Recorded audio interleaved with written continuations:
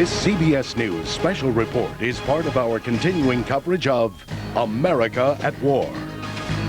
From CBS News headquarters in New York, here is Dan Rather.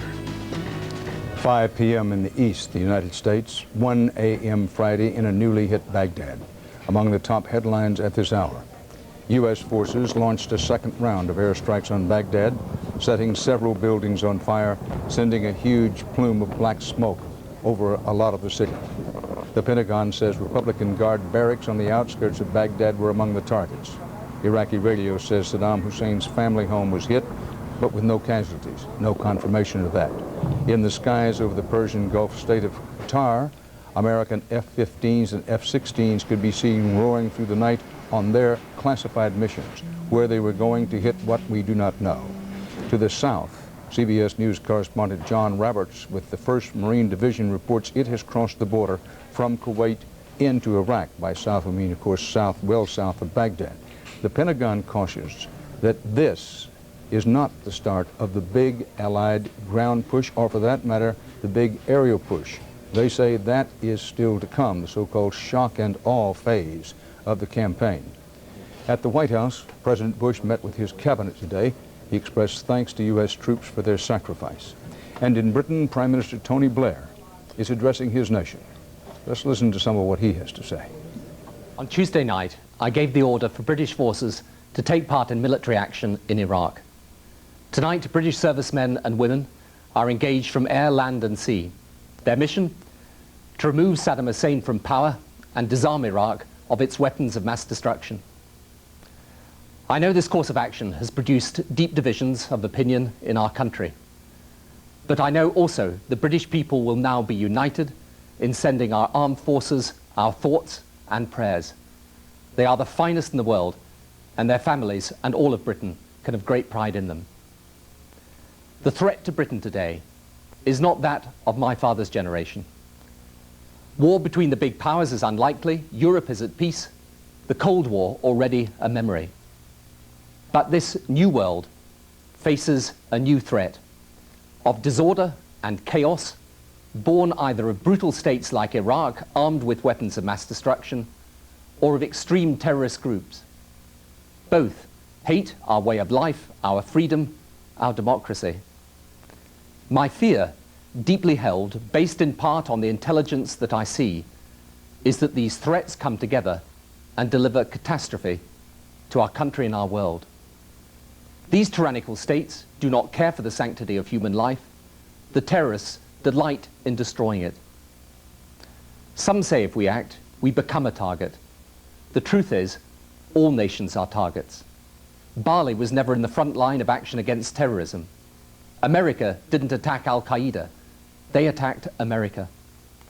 Britain has never been a nation to hide at the back. But even if we were, it wouldn't avail us. Should terrorists obtain these weapons, now being manufactured and traded around the world, the carnage they could inflict to our economies, our security, to world peace, would be beyond our most vivid imagination. My judgment as Prime Minister is that this threat is real, growing, and of an entirely different nature to any conventional threat to our security that Britain has faced before. For 12 years, the world tried to disarm Saddam after his wars in which hundreds of thousands died. UN weapons inspectors say vast amounts of chemical and biological poisons such as anthrax, VX nerve agent and mustard gas remain unaccounted for in Iraq. So our choice is clear. Back down and leave Saddam hugely strengthened, or proceed to disarm him by force. Retreat might give us a moment of respite, but years of repentance at our weakness would, I believe, follow. It is true Saddam is not the only threat, but it is true also, as we British know, that the best way to deal with future threats peacefully is to deal with present threats with resolve. Removing Saddam will be a blessing to the Iraqi people. 4 million Iraqis are in exile, 60% of the population dependent on food aid, thousands of children die every year through malnutrition and disease, hundreds of thousands have been driven from their homes or murdered. I hope the Iraqi people hear this message. We are with you. Our enemy is not you, but your barbarous rulers. Our commitment to the post-Saddam humanitarian effort will be total. We shall help Iraq move towards democracy and put the money from Iraqi oil in a UN trust fund so that it benefits Iraq and no one else.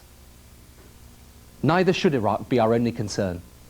President Bush and I have committed ourselves to peace in the Middle East based on a secure state of Israel and a viable Palestinian state. We will strive to see it done. But these challenges and others that confront us, poverty, the environment, the ravages of disease, require a world of order and stability. Dictators like Saddam, terrorist groups like Al-Qaeda, threaten the very existence of such a world. That is why I've asked our troops to go into action tonight. As so often before, on the courage and determination of British men and women serving our country, the fate of many nations rests. Thank you. British Prime Minister Tony Blair addressing the British people. Now, we'll go to CBS News correspondent and our national security correspondent, David Martin at the Pentagon. David, let's review where we are and where this appears to be going. You know, after all day sort of chasing all of the details of a very large military operation, you can finally sort of step back and try and see the big picture. And let me see if I can relate it to you, at least as I understand it. First place, let's take the air campaign. We have not yet seen the great shock and awe air campaign that we had talked about in the weeks leading up to this war.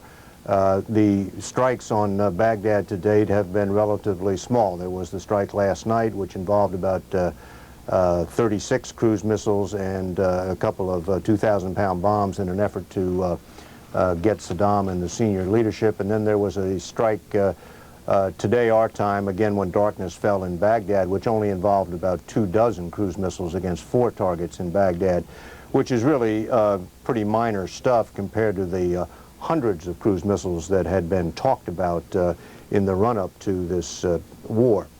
What's going on here is that they are just keeping a little pressure on while they conduct secret negotiations, which the Secretary of Defense referred to publicly today. He said they were in communication with members not just of the regular army, but of the Republican Guards and the Special Republican Guards, Saddam's most loyal troops, defending Baghdad. So they are not taking out all the targets they could take out in Baghdad while these negotiations are going on. And I'm sure a part of the negotiations is the American side saying, you see those 24 cruise missiles that came in, well, multiply that by 10 and you'll see what's going to happen if you don't surrender.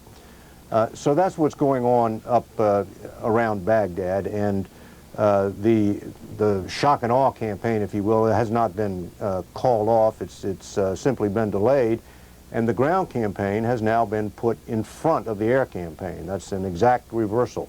It used to be that first we were going to have the air campaign to soften up Iraqi defenses, and then the ground campaign would kick off. But now that we've come down to it, it's so clear that the Iraqi defenses are so soft that they don't need much preparation from the air. And the ground campaign is, you might say, already in progress, but what you would call the full tilt invasion of Iraq has not yet begun, but that is just hours away.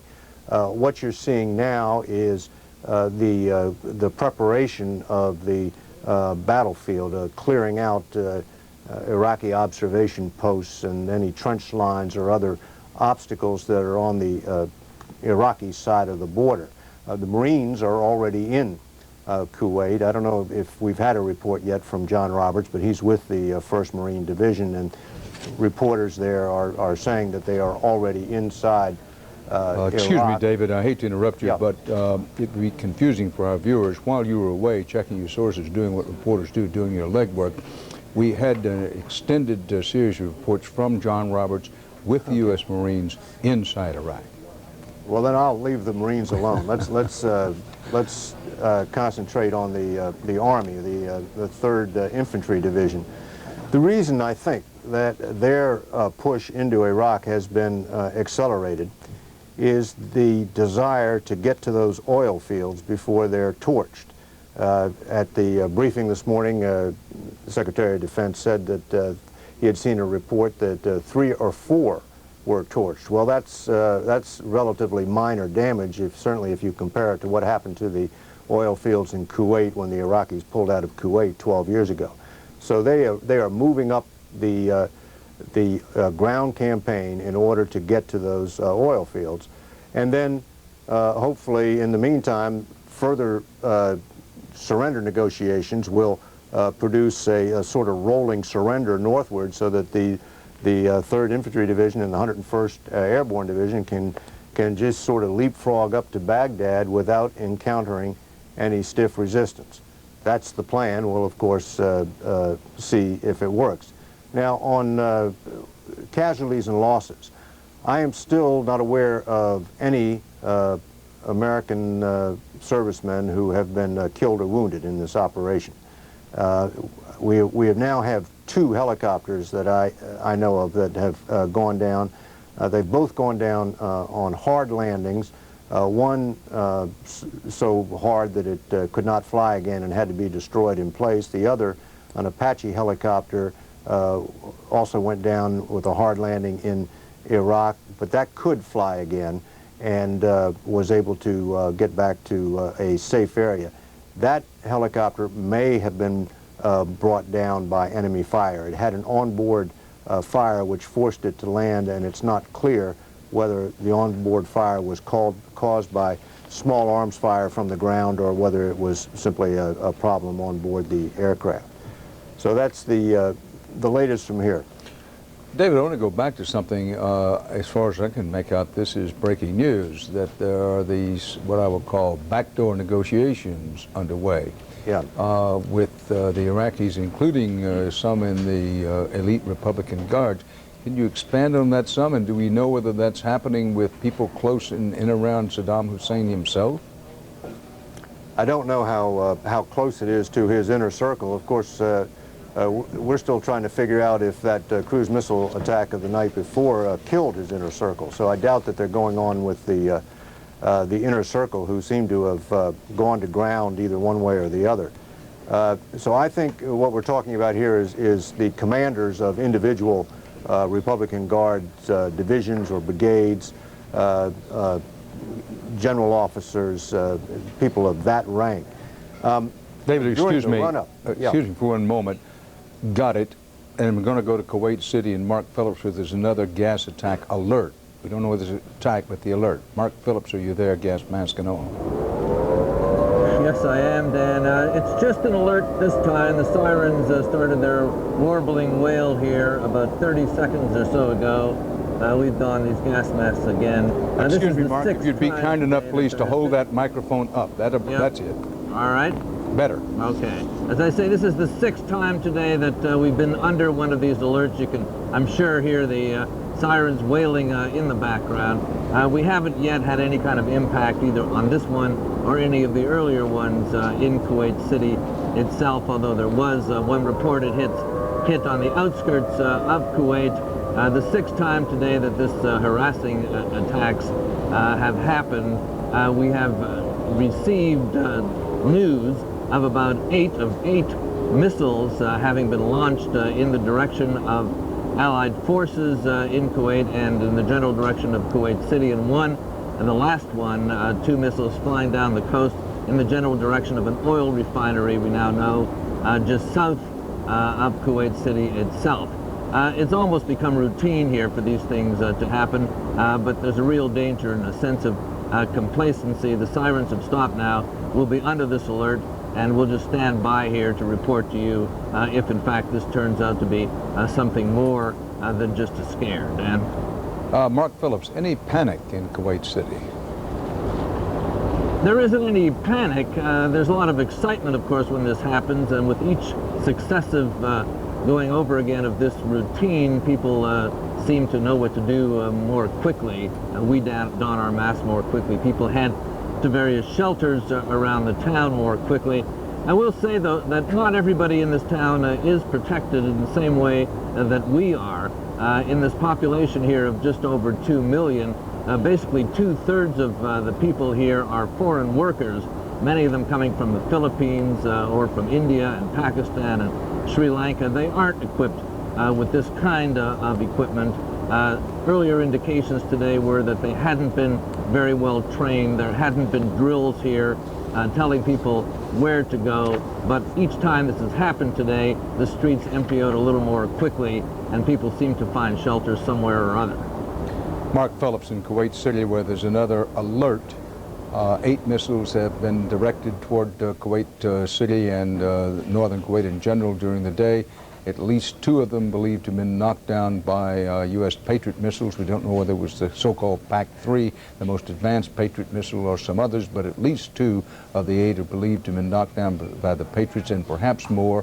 One came down with a sort of anticlimactic thud in the general area of some U.S. Marines earlier in the day. No casualties anywhere, nothing, no damage had been done by the Scud. We don't know that it was a Scud, by whatever missile it was fired out of Iraq. Now we're going to go back to the Pentagon because David Martin, our national security correspondent, has been doing legwork, doing telephone work, and was just unloading a mother load of new information. David, we were talking about this information that the Secretary of Defense had mentioned that some deals were in the process of perhaps being cut. This raises the possibility, rightly or wrongly, in some people's mind, they may be saying, wait a minute, did we go through this before? We thought victory, total victory, nothing but victory and complete victory was the goal this time. Now we hear the Secretary of Defense talking about, well, we're thinking of striking some deals. Well, the goal is regime change. So that does not require you to defeat the military in depth. If they want to change sides, that's fine with the United States. And what's been going on here for months, really, is a psychological warfare campaign directed at the officers of the Republican Guards and the Special Republican Guards. Intelligence officers have made cold phone calls to the homes of some of these commanding generals, telling them they should defect, or calling the families and saying, you know, if your life could be so much better if your husband would just come over to our side. They would send emails. So they've been in contact for quite some time. And I think that when the secret history of this war is written, we are going to find that there was a lot going on in the way of CIA operations inside Iraq leading up to this war. And in particular, I would think that operation last night, in which the U.S. suddenly got good intelligence on the whereabouts of Saddam Hussein, was a CIA operation. And I'll bet you it was a fairly gutsy CIA operation if someone for the CIA was able to lay eyes on Saddam Hussein and report his whereabouts. David, I know you believe as strongly as I do that one should never let one's skepticism lap over and harden into cynicism, but when you say we know that was good information, I don't think we know yet how good the information was. I take your point, it probably was gathered in some gutsy way, and there was good reason to believe, but we haven't confirmed that the people who were advertised as being there were actually there. That's true. And actually, you would have to say that during the course of this day, optimism that Saddam Hussein and his senior leaders were at that place has not collapsed, but it's decreased. If people were a 7 on a scale of 10 at the beginning of the day, that in the belief that they really did get him or some of his senior leaders, I think we're probably down to a 5 or a 6 or maybe even a 4, depending on who you talk to. So some of some of the glow has gone off that strike, but the verdict is still out on who they got in that. Well, indeed. In fact, the verdict is still out on whether Saddam Hussein appeared on live television and via videotape, and there's still some skepticism, some questioning about, well, was that one of his doubles or Saddam Hussein himself? David, you raise an interesting point about the negotiations. You think when the history of this period is written that we will find out that there were a lot of things going on behind the scenes trying to get the Iraqis to give up at least those outside the extreme inner circle of Saddam Hussein. And retired Air Force General Perry Smith is also a distinguished military historian. And General Smith, you raise a possible parallel with Mussolini in Italy during World War II. There was a long negotiation, and it wound up with the Italians capitulating. The Italian army actually surrendered to us, even though Kesselring, who was the military commander for the Germans and the Italians, didn't want them to do it. It was after Mussolini had been deposed, but there was a surrender. There had been a lot of combat up to that time, but we negotiated a surrender. There may be some similarities here, historically, between that situation in Italy toward the end of World War II and what we see here. And for those who weren't alive at the time or weren't of memory of age, I was alive and of memory age, but I knew nothing of this, very little of it. What happened, the Italian army looked at the reality of the battlefield and said, there's nothing but slaughter and carnage for us, and we want to surrender.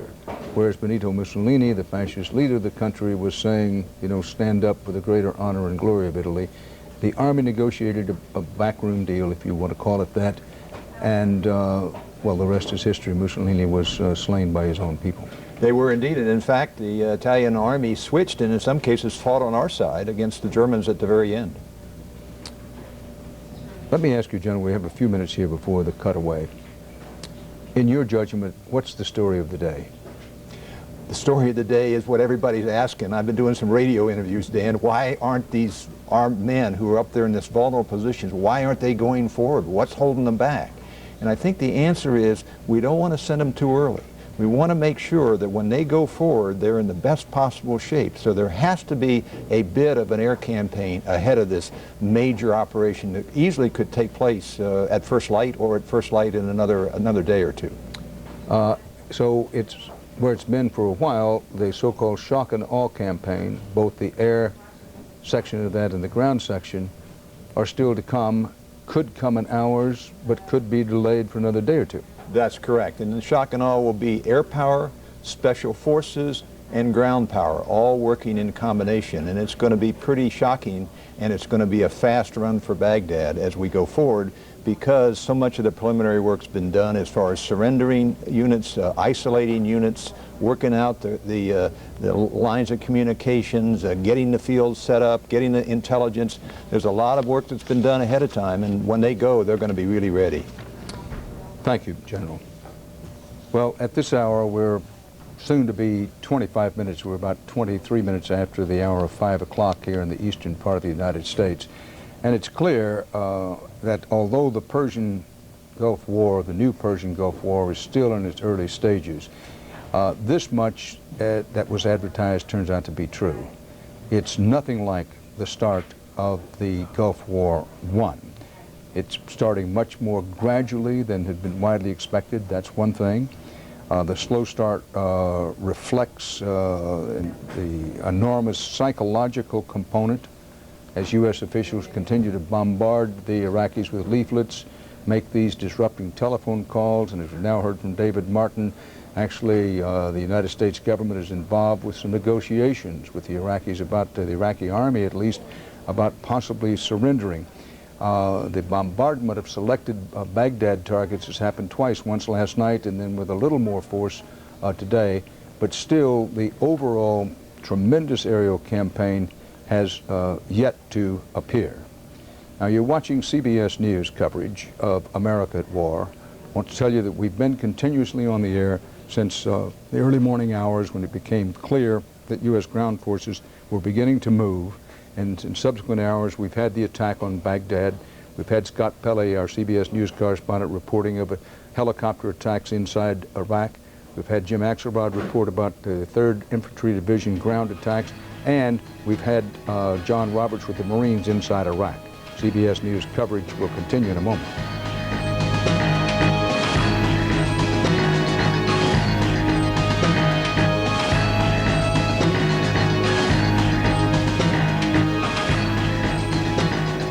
Pardon me for just a moment. We're gathering ourselves here. CBS News coverage of the war in Iraq rolls on now as we reach 5:25 in the afternoon in the eastern part of the United States. Jane Clayson is in Flemington, New Jersey, with some more domestic reaction to the war's onset. Jane? Dan, we're about an hour and a half outside New York City. As you say, Flemington, New Jersey. It's a small town, about 8,000 people. We've spent this morning here gauging reaction, getting a sense of how people feel about the start of the war.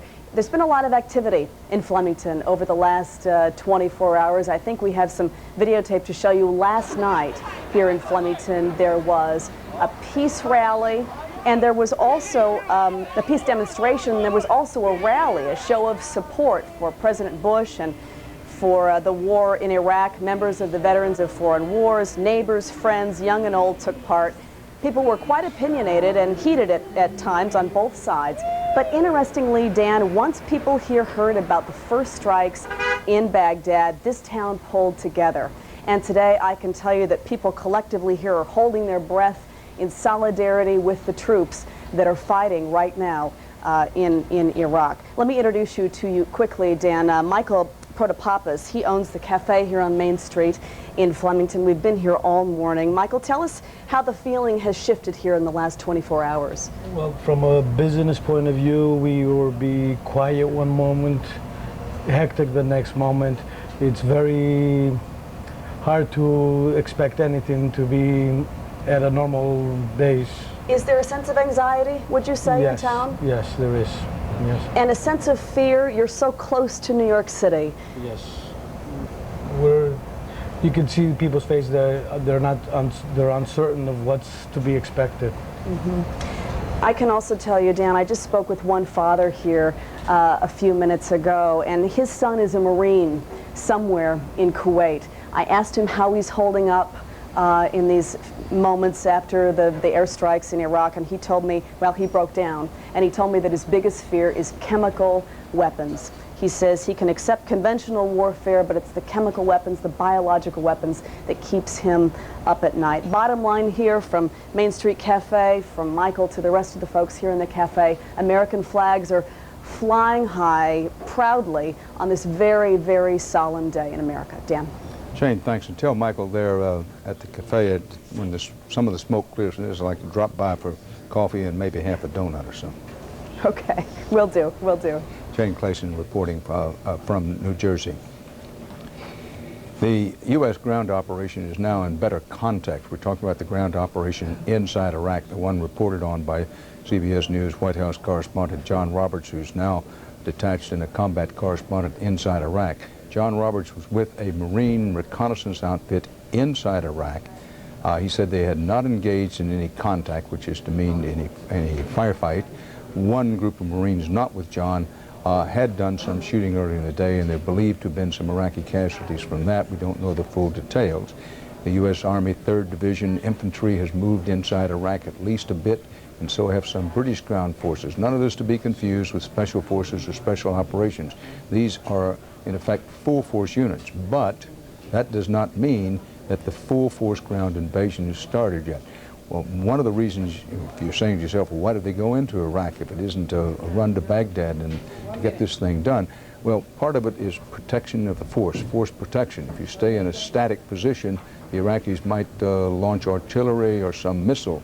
So force protection may have dictated to some of the commanders, particularly Tommy Franks, who's the overall U.S. commander of this mission, to get up and move inside Iraq and push the Iraqis back a little bit, also to do a little reconnaissance in there, still preparing for the overall big ground invasion, which is seemingly at least hours, and maybe, as General Smith said a while ago, maybe it won't come until tomorrow, perhaps it wouldn't even come until Saturday. And David Martin has revealed that there are some back-channel negotiations underway trying to get at least portions of the Iraqi army to surrender. So that's one reason that the air attack has been so particularly focused on certain targets and has not been full throttle. We're going to pause with our CBS News coverage of America at War.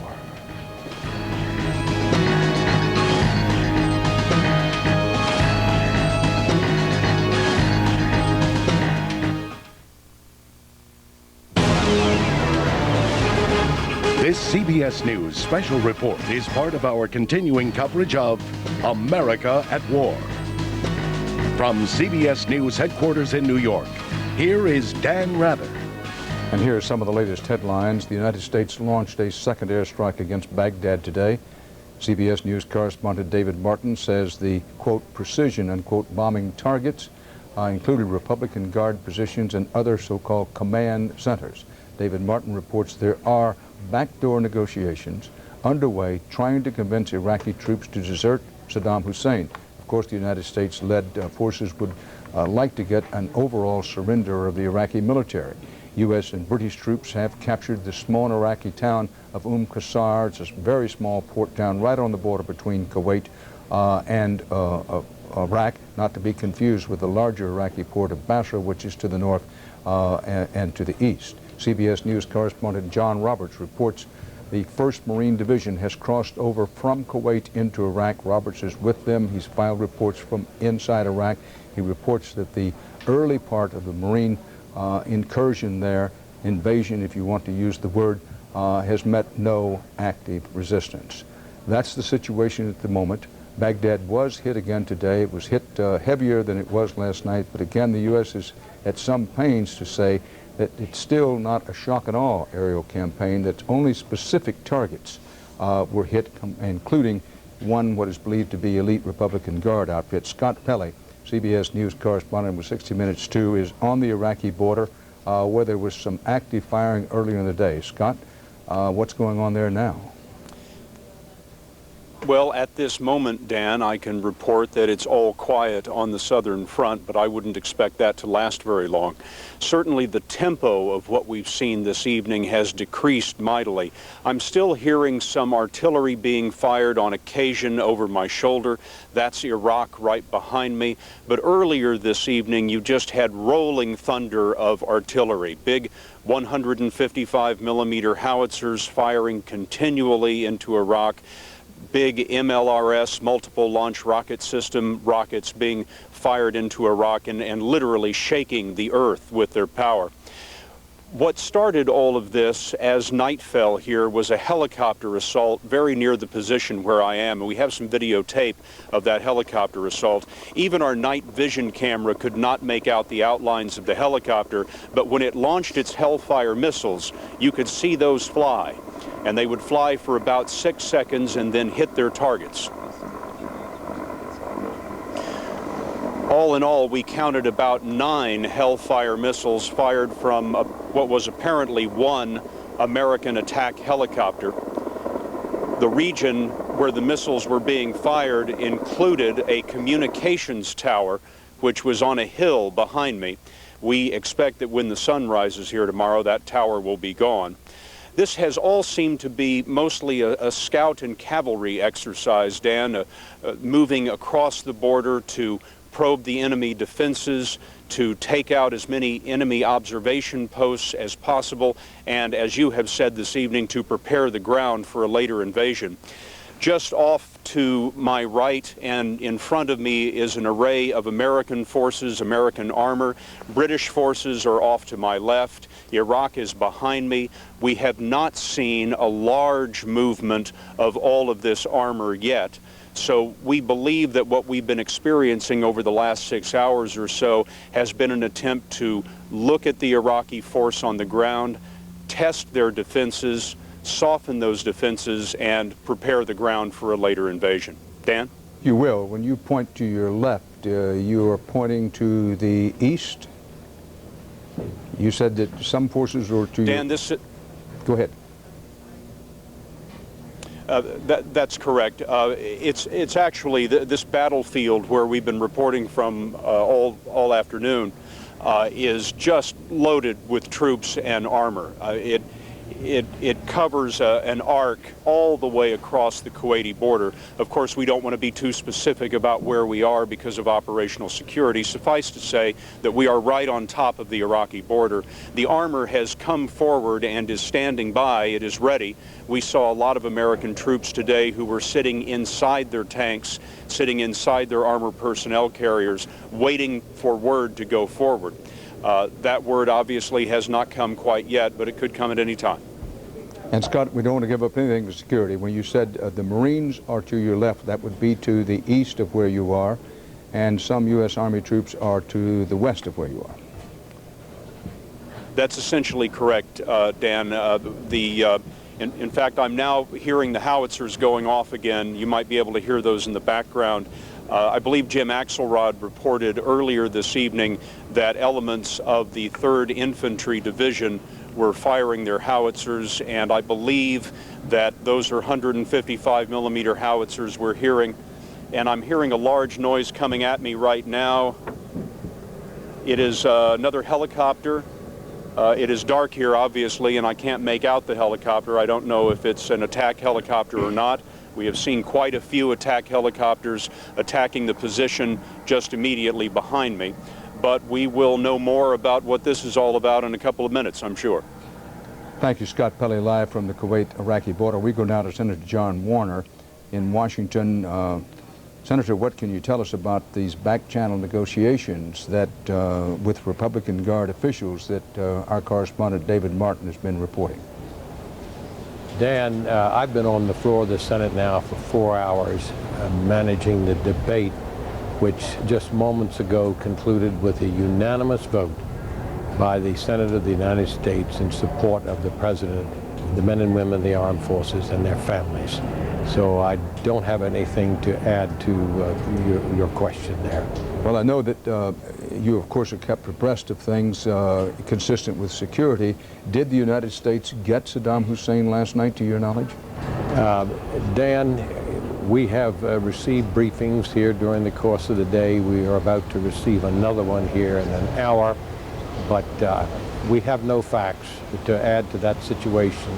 It would be my strongest recommendation that only the information that comes from the Department of Defense should be regarded as the credible answer to that question. Senator, you said you just came out of a long debate on support. How did that go? Give us some highlights and lowlights. Well, it was a very strong debate. It's probably close to 40 to 50 senators, and there'll be others debating with it later on today. But it clearly showed across the aisle strong support. And that's owing to our majority leader, Frist, and Senator Daschle, who united in writing this resolution. I had a hand in it, too, with Senator Levin of the Armed Services Committee. And we're very heartened by the reconciliation of the Senate of the United States unanimously behind our President and the men and women of the armed forces and their families. And it was unanimous vote, Senator. That is correct. Republican Senator John Warner, who is chairman of the Armed Services Committee, thank you for being with us this evening. Thank you, Dan, and thank you for your hard work on this important subject. Thank you very much, Senator. After fighting Saddam Hussein for more than 12 years, the United States last night targeted him directly, trying to kill him. Now, you know, Saddam Hussein, anybody who's ever been around him knows that the very essence of this man is survival, personal survival. He's lived a life dedicated to the proposition that if he survives, he wins. You may have heard him make the argument that he believed he had won Gulf War, the first Gulf War, because he had remained in power. He was still there.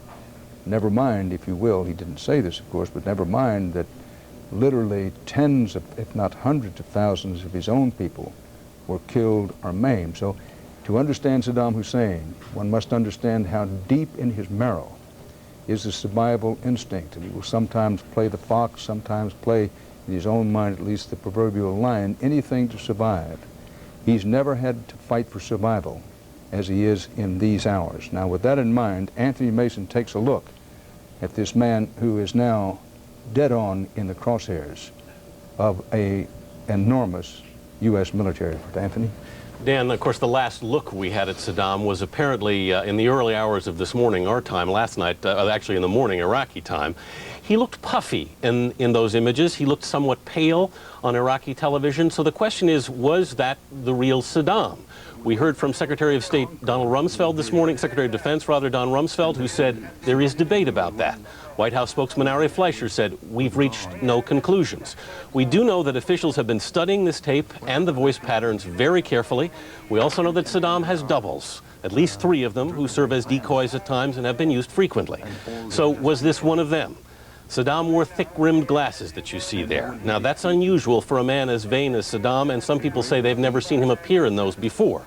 One other thing that has the U.S. suspicious, and that is this. According to the Associated Press, an AP military source said that military intelligence has been picking up signs that Saddam and his senior leadership were either incapacitated or out of communication with their battlefield commanders for a time.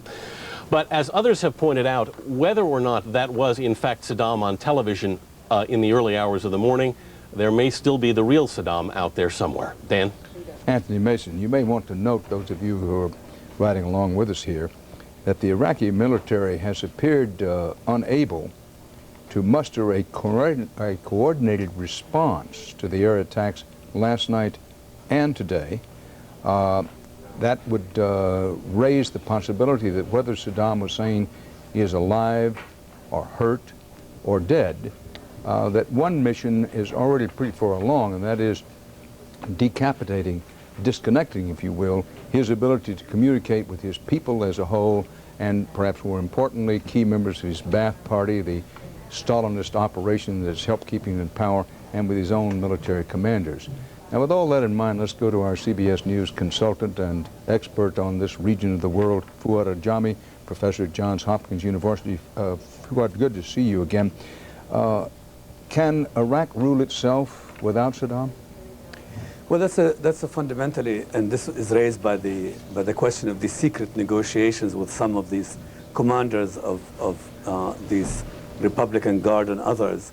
I don't think we're going to opt for Saddamism without Saddam. I don't think we just will decapitate Saddam and then leave the apparatus in place. There are extensive lists, perhaps maybe even up to 2,000 people who will be wanted by military tribunals in the aftermath of this war. So we may negotiate with the Iraqis, we may allow them the chance to surrender, but I don't think we're going to cut a deal with them. We've always asked this question about societies that are ruled by dictators. Can they survive their dictators? They survive them. They are better governed in their aftermath. They hold together. And so I think good riddance to him when he is removed. I think there will be the rudiments there in place for a better order for the Iraqis. Provided he's still alive, yes, Fuad, you know Iraq well, in the ancient city of Babylon. And I'm reminded what a mystical image Babylon forms in the minds of many Arabs throughout the world. But is it possible Saddam Hussein can pull an Osama bin Laden, and that is fade into the population, particularly up near Tikrit where he was born, and make it very difficult and impossible to find him? Well, I love this question because I actually have a very straight answer to this one. I think the right analogy for Saddam Hussein is not going to be Osama bin Laden, but it's going to be a man named Nouri Said who governed Iraq. He was the strong man of Iraq in 1958 when the Ancien regime, when the monarchy was overthrown, and the crowd caught up with Nouri Said on July 15, 1958, found him in the streets dressed in a woman's abaya, and they cut him to pieces. I think fundamentally for Saddam there is no escape. He rules a country that hates him. He rules a country that 70 to 80% of it are people who are unalterably opposed to him and would wish to see him done. There is really no room for him to escape. There is no Tora Bora. There's no Karachi. There is no country into which he could somehow flee. I think his people will find him if we don't ourselves take care of him. Fuad Ajami speaking to us live from our Washington Bureau. Thanks, Fuad. We're going to go now to CBS News correspondent Byron Pitts, who is somewhere in northern Kuwait at an air base which we will not describe further. Byron? Well, Dan, we're at a U.S. air base not far from the Iraqi border. We're here with a Marine attack helicopter squadron from Camp Pendleton, California, HMLA 169, the Vipers. Dan, thus far this evening we have had 5 alarm alerts. What that means is 5 times a siren has sounded and everyone's been ordered to rush to one of the bunkers here. According to the military, what that means is 5 times this evening the radar has picked up some indication of a bomb headed in this direction. As a precaution, we've all been told to assume the worst and assume that that bomb might contain chemical weapons. Thus, all of us are required to wear these MOP suits, these chemical weapon suits. Also, we're required to keep our gas mask close by. When the siren goes off, each of us has about 9 seconds to put on our gas mask, which we do, and then make our way to the shelter. You put your hood on, you zip up. There's a buddy system here. So I'm matched with my colleague from CBS News, Chuck Rainey. We go over together. Marines go over Somebody's reporting that. Together, and they map up each other. I'm sorry, Dan, were you asking me a question?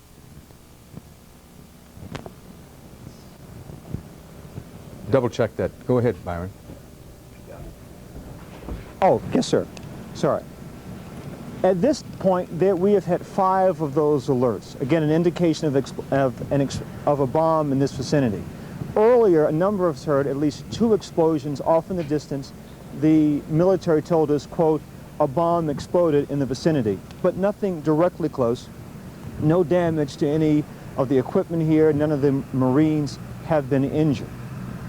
HMLA 169, the Vipers, they will provide close air support for Marines on the ground with their Cobra attack helicopters. They have a weapon system that includes the Hellfire rocket, which can take out tanks, the tow missile system, which they would use against light armored vehicles, and a system called the Flechette rocket.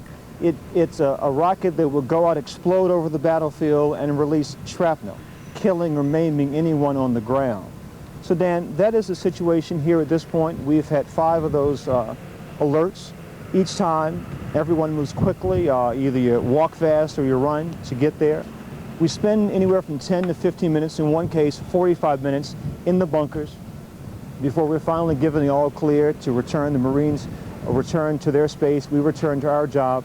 These MOP suit Dans, everyone, all of the troops who are at the border making their way into Iraq tonight have similar uniforms on, these MOP suits, these chemical weapon suits meant to protect them if chemical weapons are used in this fight. Dan? Byron Pitts reporting live from an airfield somewhere in northern Kuwait, where the U.S. Marine unit with the nickname Vipers waits to provide close helicopter in-air support to advancing Marine units. Now, CBS News correspondent John Roberts has reported earlier in the day, we may have him up shortly for all I know again, from inside Iraq with a Marine ground reconnaissance unit. They'd encountered no opposition, therefore they didn't have to call for helicopter and, for that matter, fixed-wing air support, which is of the kind that Byron Pitts is standing by with not too far away. We want to turn now to retired U.S. Air Force General Perry Smith. Perry, General, I have a question for you, but before that, thought occurs to me, there was a school of thought that said the last Gulf War, the first Gulf War, was the last war of the machine age, and that this is the first big war of the information age. When we hear about these leaflets being dropped, radio communications intercepted, and all kinds of back channel psychological warfare going on, including getting the Army possibly to surrender, that may be true. What do you think? That's true in that dimension, but it's also true in the targeting and the technology relating to airplanes. Because of information, we were able to retarget bombers, for instance, with a bunch of bombs hanging on these airplanes. The pilots can get a target at the very last minute and retarget each one of those bombs to go at the right place at the very last time. So it's not just psychological operations where information is important, information warfare, but it's the whole fusing of intelligence and getting information from the sensor to the shooter very quickly, and that is another very powerful part of the story. Then let's talk about the big ground push, the main ground invasion. Well, reconnaissance and force protection ground units have already gone into Iraq. The major ground invasion, the full force of it is not hit. Give us an analysis of when you think that is most likely to occur, and is it likely to occur under darkness or in the daylight? Well, I don't want to predict what we're going to do, but I would like to talk in kind of generic terms about darkness and light. If you are going against a strong enemy and you have very good night vision capability and that enemy doesn't, then it's much to your advantage to go at night. If you're going against a weak enemy, then there is advantages of going in the daytime, because one of the problems of going at night is, even though you have night vision goggles, it's easier to get disoriented, it's easy to get confused of whether it's an enemy tank or it's a friendly tank. It's harder for the air guys to differentiate, and so you're going to have more likelihood of friendly fire at night than you are in the daytime. So as a result of that, the commander, General Franks, has to make the decision, is it better to go at night or is it better to go in the daytime? It's a fairly close call between the two. As we go forward. So that's the decision process they're going through, and they'll make that decision, probably already have made that decision, and we're just going to have to see how it comes out. General, would you agree or disagree that so far as we can look ahead, the next most critical time for viewers to be alert and be watching would be roughly between 9 and 10 p.m. Eastern time tonight, or 8 to 9 the Central Time Zone, because that's when we attacked the first time Baghdad the other night, and that's a time of evening when we would, it's still dark in Baghdad, about to get light, we could still use the stealth bombers. And so, do you agree or disagree? Well, that would be at least among the key hours to watch, between 9 and 10 Eastern Time. That would be roughly, what, between 4 and 6 in the morning in Baghdad. If you look historically, Dan, H hours have almost always been very, very early in the morning. H hours in D-Day, H hours in the Pacific. So that's the kind of historical thing. Early in the morning, so you can take advantage of the full day of light to get the most combat power out there and make the most progress. But General Franks may want to deceive somebody. He may decide, no, they're expecting it then, they might go at another time. But I think this evening could be pretty interesting, or if not this evening, perhaps tomorrow evening. Dateline, the United Nations, Iraq says that it will ask the UN Security Council to respond to the U.S.-led war. I now quote the Iraqi statement. It calls the attack an illegal act of aggression by a, quote, terrorist state. That, quote, terrorist state is, in the Iraqis' opinion, the United States of America. Iraq is also demanding that the U.S. be held accountable before international tribunals for trying to assassinate Saddam Hussein in the first hours of the war. Iraq's UN mission is urging all countries to strongly condemn the war and for people around the world to demonstrate against what it calls, quote, colonialism, domination, and imperialism, quote, unquote. Let me pause and say there may be people who say, well, you shouldn't be reporting that kind of thing, but the essence of a free and democratic country is that citizens are entitled to information, even information that may irritate them, to give a full picture. This is what the Iraqis are saying, this is what they're asking for at the UN. What their chances are of getting the UN Security Council to respond to this remains to be seen. John Roberts has filed this report after crossing the border from Kuwait into Iraq and one of the southernmost points with the 1st Marine Division. Let's take a listen and look. We have just crossed the border into southern Iraq. We are the lead element of what will be a major push into Iraq from the southern end.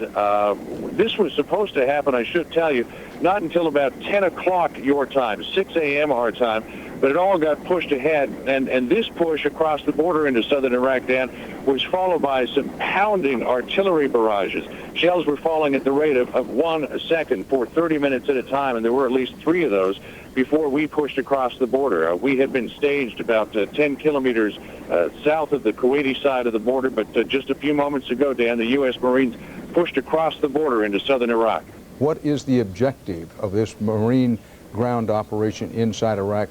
Because of operational security, I can't talk too much about what will be coming up in the next few hours, but suffice it to say, Dan, I think it's been well reported that one of the main objectives of the U.S. forces once they get inside Iraq is to secure the southern oil fields, the Ramallah oil fields, to make sure that Saddam Hussein does not make good on what intelligence said was a threat to blow those oil fields. So that will be one of the main objectives, is to get a hold of those. And then, of course, obviously, the ultimate objective is going to be to get to Baghdad. You're watching continuing CBS News coverage of America at War. Dan Rather at CBS News World Headquarters.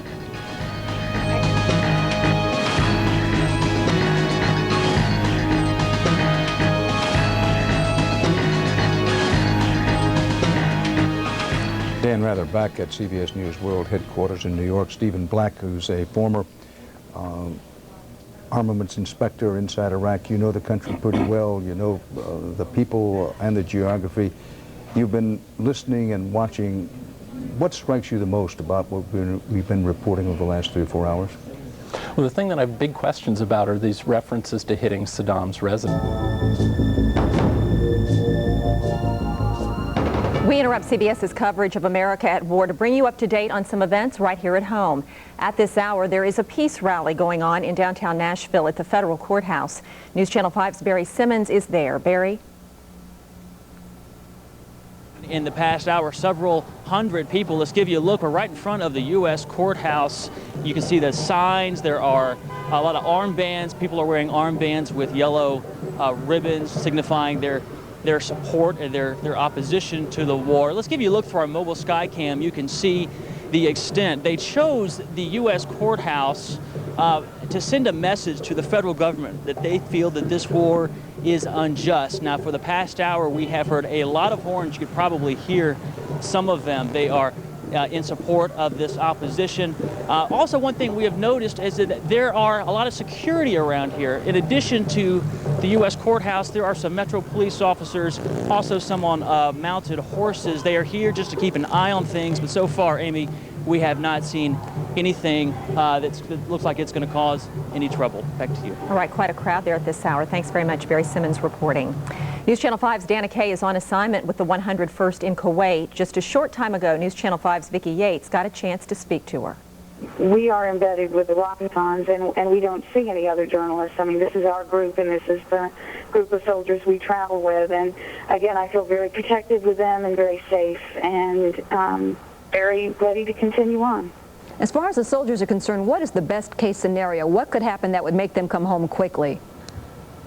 To get into Iraq and accomplish their mission and make sure that the people of Iraq can be free and that we come home with absolutely no American casualties. The soldiers here are ready to get this over with and get home. Dana Kay on assignment with the 101st. Families of Fort Campbell soldiers are keeping their eyes on all the action. News Channel 5's Sabril Bennett is in Clarksville tonight. Sabril, is everyone gathered around the TV? I can imagine that's just what they're doing.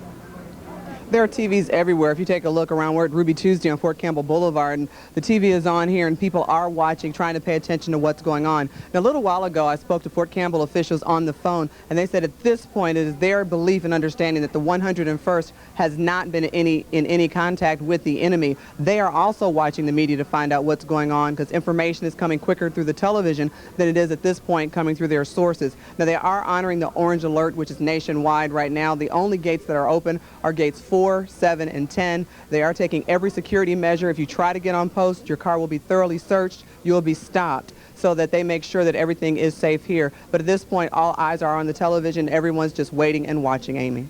All right, thanks very much, Sabril. Sabril Bennett reporting tonight.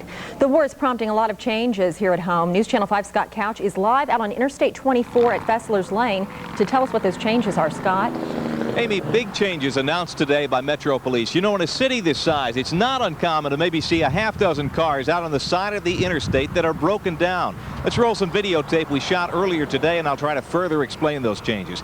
Now, for years, Metro Police have been pretty lenient. If your car broke down, they'd give you several days before they would tow it.